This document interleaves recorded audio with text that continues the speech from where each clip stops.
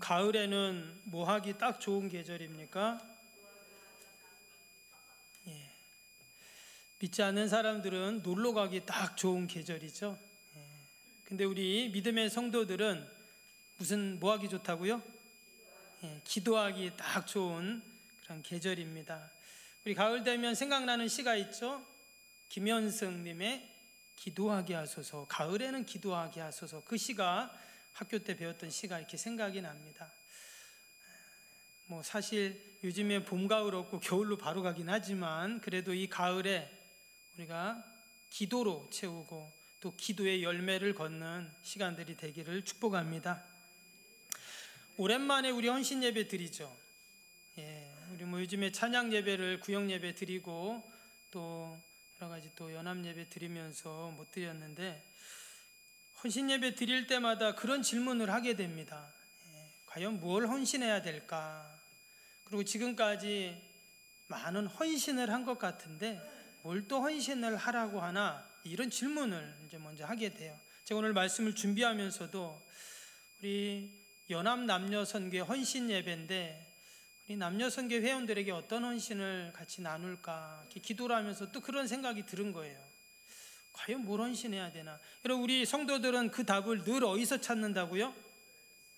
예, 말씀에서, 성경에서 우리는 그 답을 찾으면 됩니다. 제가 목회 생활하면서 가장 행복했던 순간, 가장 즐거웠고 감사했던, 보람 있던 그런 적이 있습니다. 언제일까요? 예, 그것은 바로 교회에서 헌신하는 성도들을 볼 때입니다. 목회자인 제가 보기에도 결코 헌신할 수 없는 상황인데, 그것이 뭐 물질이든 시간이든 어떤 봉사든 이렇게 헌신하는 성도님들을 보면 참 너무나 귀하고 감사하다 하는 마음이 듭니다. 우리 장로님들, 권사님들, 집사님들 기꺼이 헌신하는 그 모습을 볼 때마다 한편으로는 목회자인 제가 부끄럽기도 하고, 또 다른 한편으로는 야, 어떻게 저런 상황에서도 저렇게 헌신을 하나 하는 그런 생각을 하면서 그런 헌신의 사람들과 함께 신앙생활, 믿음생활 한다는 것이 너무나 감사하고 늘 기쁩니다. 하나님은 헌신의 사람들을 통해서 늘 교회를 부흥시키시고 하나님의 구원의 역사를 이루어 가시는 줄로 믿습니다. 저와 여러분이 하나님께 기쁨이 되는 헌신의 사람뿐만 아니라 또 우리 이웃들에게, 또 우리 옆에 있는 성도들에게도 늘 헌신의 사람으로 기쁨과 은혜를 나누는 그런 믿음의 사람들이 되기를 바랍니다. 오늘 본문에도 보면 누구보다 헌신했던 사람이 나옵니다. 이 사람은 나라와 민족을 위해, 또 자신의 가문을 위해, 또 가족을 위해 헌신했던 그런 사람인데 바로 느헤미야입니다. 오늘 느헤미야에 대해서 함께 살펴보려고 합니다. 그가 어떤 헌신을 했고 어떻게 그처럼 헌신할 수 있었을까 하는 거예요. 우리가 성경을 보면 그 느헤미야서가 그 약간 좀 중간에 있어요. 그렇죠? 보면은 시편 전에 있죠. 그렇죠? 그래서 이게 보면은 구약 성경 중간쯤에 느헤미야가 나오거든요. 그러니까 어떤 성도들은 이게 뭐 중간쯤에 있나 보다 생각하는데, 여러분이 느헤미야는요 구약 성경의 연대기로 치면 마지막입니다. 마지막이. 그래서 뒤에 보면 시가서는 그걸 분류대로 묶어놓고 선지서는 선지서 분류대로 묶어놓은 거지, 성경의 역사를 보면 느헤미야가 마지막 책이다, 구약에 있어서. 그리고는 신약으로 이제 넘어가게 되는 겁니다. 그럼 과연 구약의 마지막, 연대기적으로 마지막이었던 이스라엘 백성들이 멸망하고 바벨론 포로 가서 이제 다시 돌아온 이제 그 내용인데, 과연 구약의 마지막 연대기적인 내용 속에서 하나님이 이 느헤미야라는 인물을 딱 등장을 시킵니다. 성경에 수많은 사람들이 있잖아요. 근데 그 가운데 구약의 마지막 책에 연대기적으로 이 느헤미야를 딱 등장을 시킨다는 거예요. 과연 이 느헤미야가 어떤 사람인가? 결론부터 말씀을 드리면 이 느헤미야는 누구보다 헌신의 사람이었어요. 하나님이 기뻐하시는 헌신의 사람, 대표적인 구약의 인물인데, 근데 그가 이처럼 하나님 앞에 귀한 헌신을 할 수 있었던 이유와 원동력이 있습니다. 그것은 뭐냐면 제 서두에도 잠깐 말씀드린 것처럼 느헤미야는 어떤 사람이냐면 기도의 사람이라는 거예요. 기도의 사람. 그래서 여러분 주위를 한번 이렇게 둘러보세요. 교회를 위해서, 또 우리 남녀 선교회를 위해서 여러분 늘 헌신하는 사람은 어떤 사람일까요? 기도하는 사람이 헌신하게 되어 있습니다. 헌신하는 것처럼 보여도 결국은 기도하는 사람이 헌신을 하는 거예요. 그래서 성경을 보면 헌신하는 사람들은 하나같이 기도의 사람들이었고, 또 기도하는 사람들은 자신이 처한 곳에서 늘 하늘의 미랄처럼 헌신하는 사람들이었어요. 그래서 기도와 헌신은 늘 함께 갑니다. 오늘 이 느헤미야가 민족과 나라와 자신의 동족들을 위해서 과연 어떤 헌신을 했을까? 우리가 아는 것처럼 이스라엘이 그 솔로몬 이후에 두 나라로 갈라지죠. 북왕국 이스라엘, 남유다로 두 개로 확 갈라집니다. 그리고 무려 300년 동안 그 분열왕국 시대가 지속이 돼요. 그러다가 때가 되니까 어떻게 됐습니까? 북왕국은 아수르에게 722년, 그리고 남왕국은 주전 586년에 바벨론에게 멸망을 당하게 됩니다. 그 멸망당한 이유는 온갖 범죄와 우상 숭배 때문이었죠. 하나님을 떠난 것 때문에. 여러분, 나라가 망하면 고대 사회는 그냥 없어져 버리는 겁니다. 그러니까 이제 이스라엘이라는 나라가 지구상에서 없어진 거예요. 아수르만 있고 바벨론만 있는 거예요. 이스라엘이라는 나라는 없어요. 그런데 하나님께서 또다시 때가 되니까 어떻게 해요? 회복시켜 주시죠. 그래서 고국으로 옵니다. 근데 고국으로 왔지만 이스라엘은 없어요. 아직. 그냥 이스라엘 출신들만 있는 것이고 이스라엘 땅도 없습니다. 왜냐? 이미 그 땅은 다른 나라 땅인 거예요. 근데 하나님이 은혜를 베푸셔서 그 고국으로, 그 옛날 조상들의 고향 땅으로 1차, 2차 포로 교환으로 귀환을 하게 됩니다. 우리가 안처럼 1차는 수룹바벨과 예수아라는 지도자가 바벨론에서 사람들을 데리고 옵니다. 대략 5만 명 가까이 그렇게 왔어요. 그 다음에 2차는 에스라라는 사람이 BC 458년에 데리고 오고, 이제 3차 기한이 오늘 본문에 나오는 느헤미야가 백성들을 데리고 고국으로 돌아온 그런 내용입니다. 이 느헤미야는 어떤 사람이냐면, 느헤미야는요, 옛날에 이스라엘이 멸망하고 사람들이 바벨론 포로로 끌려갔죠. 끌려간다면 140년 이후의 사람입니다. 그러면 처음에 끌려왔던 사람들은 어때요? 돌아가셨겠죠. 할아버지, 부모님은 다 돌아가시고, 느헤미야는 바벨론에서 태어난 사람입니다. 그러니까 포로 2세대, 3세대 정도 되는 거예요. 100년이 넘게 지났잖아요. 그러면서 어떤 일이 일어났냐? 이제 그가 고위 관료가 되어서 어때요? 고위 관료가 되어서 페르시아의 실권을 잡게 됩니다. 그러니까 이제 바벨론은 이미 멸망은 또 했어요. 시간이 지나면서 페르시아라는 나라한테 멸망을 해버렸습니다. 그리고 바사 페르시아라는 나라가 그 땅을 또 지배하고 있는데, 그때 하나님께서 이 느헤미야를 총리가 아니라 술관원이라는 직급을 딱 세우십니다. 오늘 읽진 않았는데 밑에 11절에 그 내용이 나와요. 11절에 보시면 그때 내가 왕의 술관원이었다는 그런 말씀이 나옵니다. 술관원이 뭘까요? 술관원. 마치 술을 관리하는 사람처럼 보이잖아요. 그렇죠? 근데 여기서 말하는 술관원은 단순히 술을 관리하는 관원이 아니라 지금으로 치면 왕의 비서실장이었어요. 왜냐? 당시에 왕은 온갖 그런 암살과 위협을 받고 있었기 때문에 늘 음식을 먹어주고 술을 대신 먹어주는, 먼저 맛보는 그런 사람들이 있었다는 거예요. 지금으로 치면 대통령 비서실장, 비서실에 있는 그런 사람인 거예요. 상당히 권력도 있고 왕의 신망을 받는 사람인데, 이 느헤미야라는 사람이 그 페르시아의 술관원이었다라는 것입니다. 여러분, 왕이 아무나 술관원 세울까요? 혹시 잘못 생각하면 술 잘 먹는 사람 세우겠다, 이게 아닙니다. 왕의 음식을 먼저 맛보고, 왕이 가는 곳에 늘 함께 가고, 왕과 동행하고, 그럼 어때요? 왕의 권력을 같이 갖는 겁니다. 왕이 늘 대화하고, 고대 사회는 일반인들은 왕을 만날 수 없는데 늘 왕과 같이 한다는 것은 그만큼 실권을 가진 사람이라는 거예요.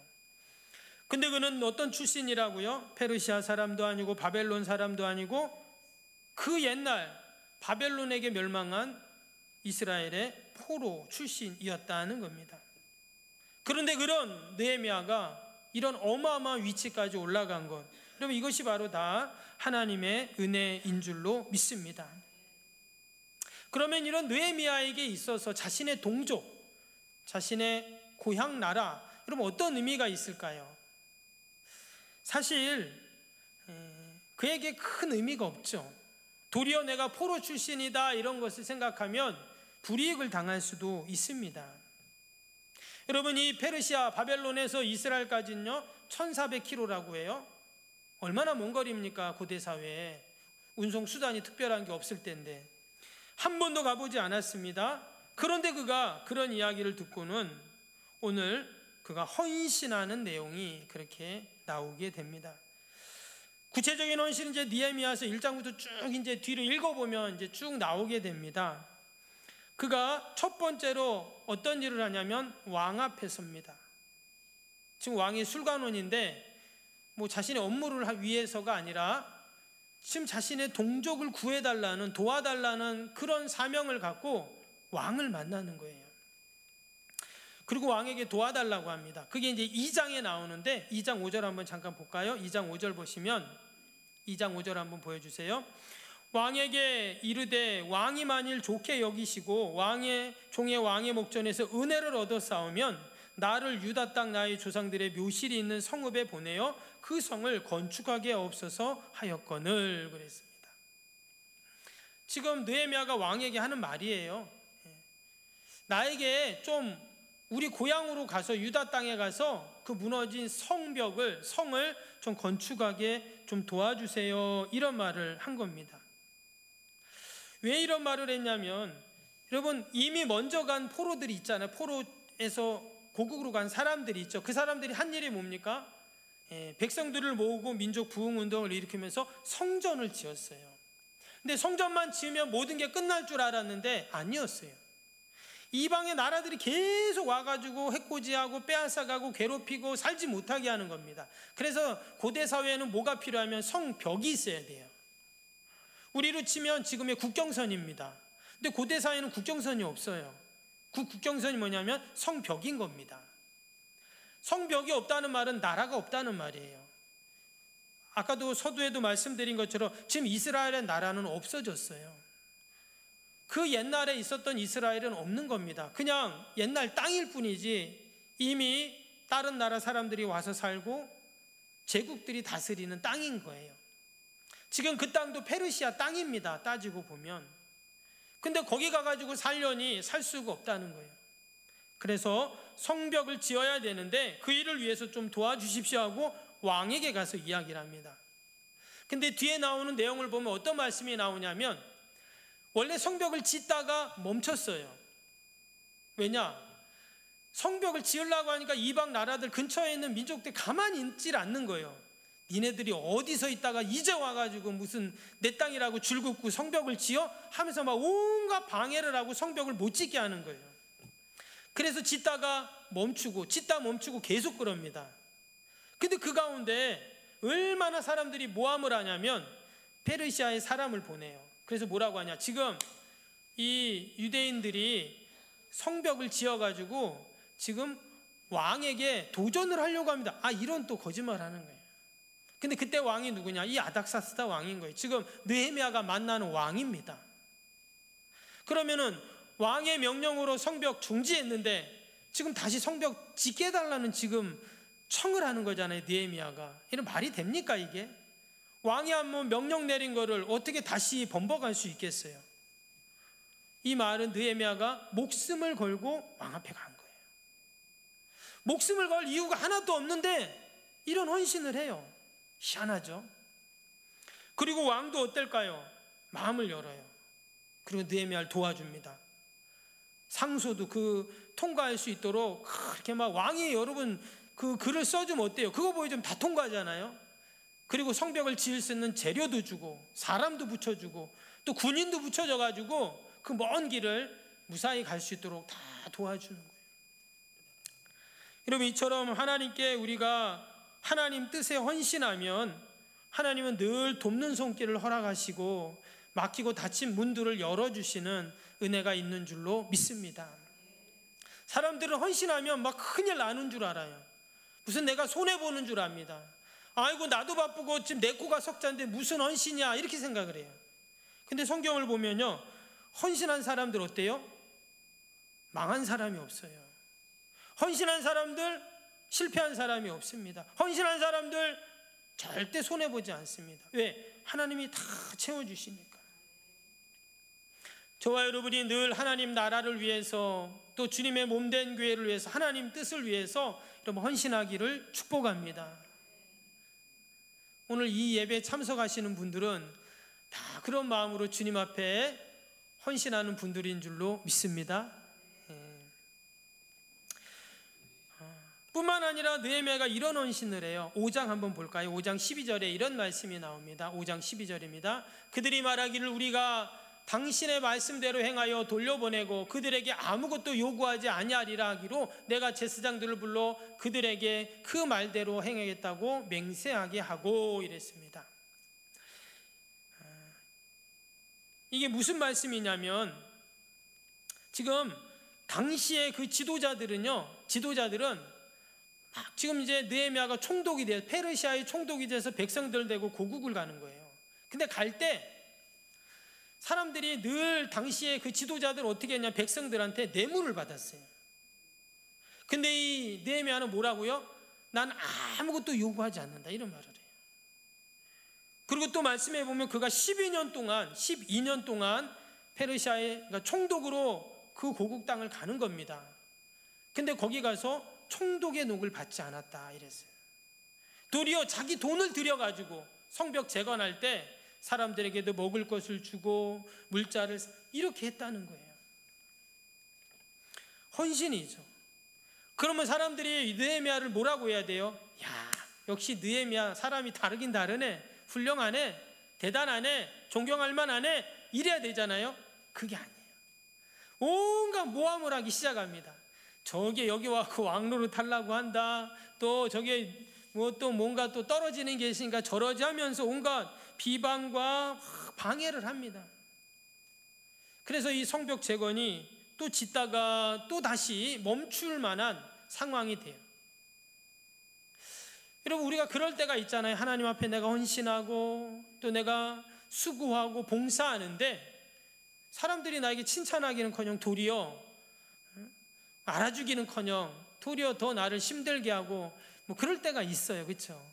교회 일 하다가도 그렇고 뭐 직장에서도 그렇고 또 가정에서도 어떻습니까? 여러분, 가정에서 제일 수고하는 사람이 누구죠? 다 나라고 말할 거예요. 예? 남편은 나다 그러고 주부는 나다 그러고 또 애들은 내가 제일 힘들어 다 그러거든요. 예. 내가 그렇게 수고하는데도 아무도 알아주지 않아요. 그럼 얼마나 서운합니까? 그렇죠? 지금 느헤미야가 그런 거예요. 좌절할 만하고 낙심할 만하잖아요. 근데 희한한 것은 느헤미야가 낙심했다는 말이 없습니다.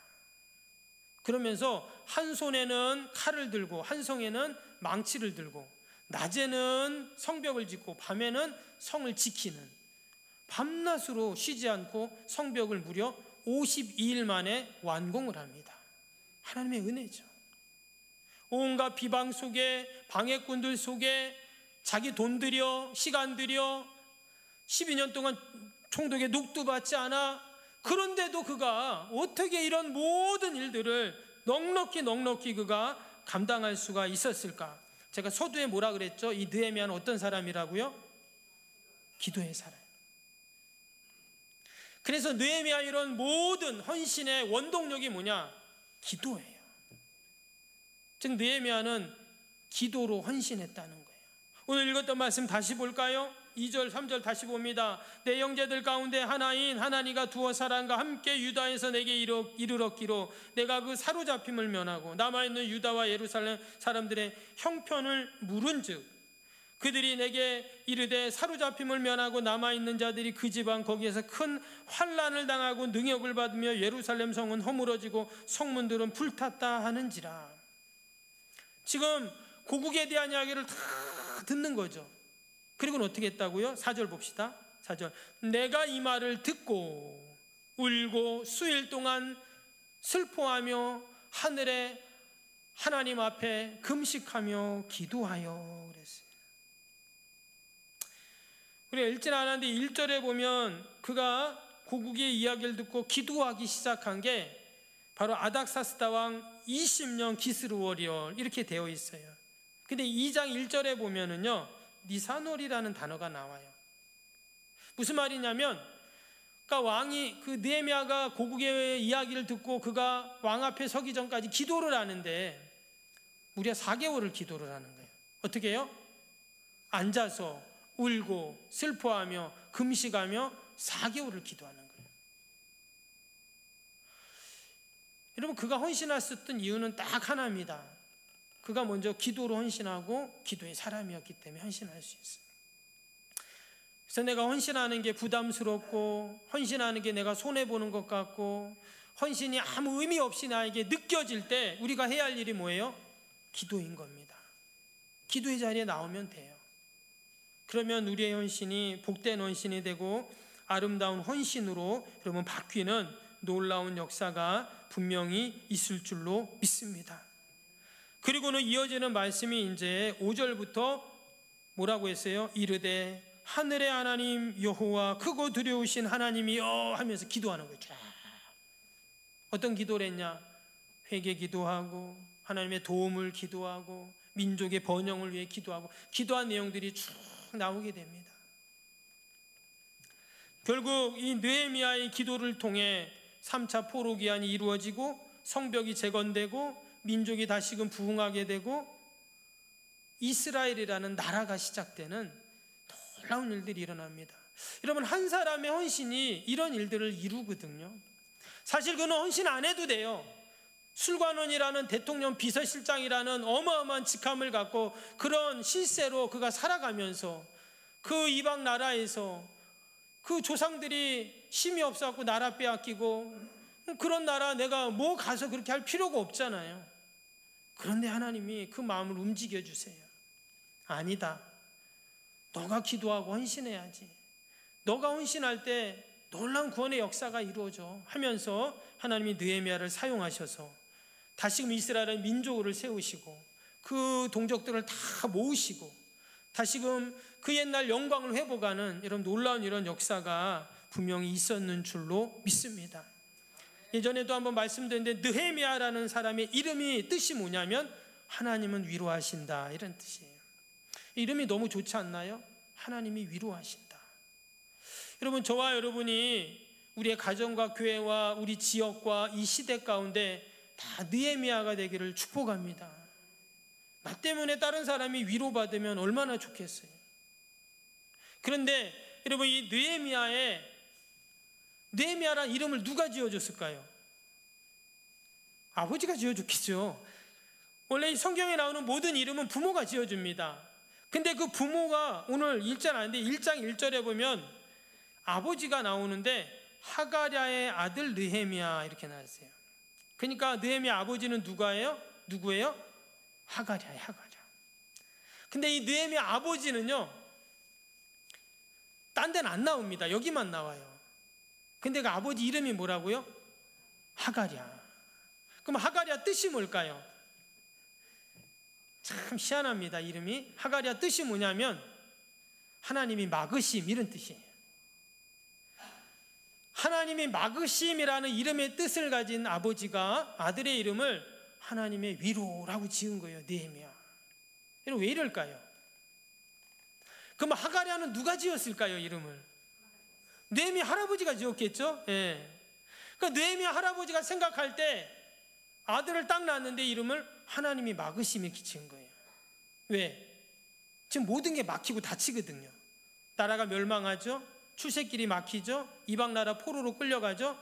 뭐 살 수가 없죠.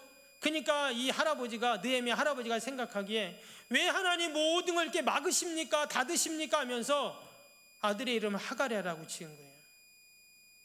그럼 하가랴는 살아가면서 어떤 생각할까요? 사람들이 내 이름을 부를 때마다 저기 하나님이 막으심이 가네, 하나님이 막으심이 가네 이렇게 부른다는 거 아니에요. 그 이름을 잘 지어야 돼요. 제가 말씀드렸죠? 박찬, 박건, 박산 얼마나 잘 지었습니까? 여러분, 근데 놀라운 게 있어요. 뭐냐? 이 하가랴, 하나님이 막으심이라는 이름을 가진 이 하가랴가 어느 날 결혼했는데 애를 낳는데 느헤미야라고 지었어요. 뜻이 뭐라고요? 하나님의 위로. 자기 이름은 하나님의 막으심인데 아들 이름은 하나님의 위로. 그랬어요. 아마 하나님의 위로가 많이 필요했는지도 몰라요. 그렇죠? 근데 한 가지 확실한 건 있습니다. 뭐예요? 느헤미야의 아버지 하가랴가 믿음의 사람이라는 거예요. 여러분, 믿음의 사람이 아닌데 아들 이름을 하나님의 위로라고 지을까요? 그렇지 않아요. 비록 자기 이름은 하나님이 막으심이라는 이름을 가졌지만 자기 아버지가 나라 망하고 모든 게 막히는 상황 속에서 너무나 힘들고 어려워서 나를 낳고 나 이름을 막으심이라고 하셨지만, 그러나 우리 아들은 하나님의 위로가 필요합니다. 그래서 느헤미야를 느헤미야라고 지은 거예요. 근데 나중에 어떻게 돼요? 정말 이 느헤미야가 모든 사람에게 하나님의 위로를 전하는 사람이 되었어요.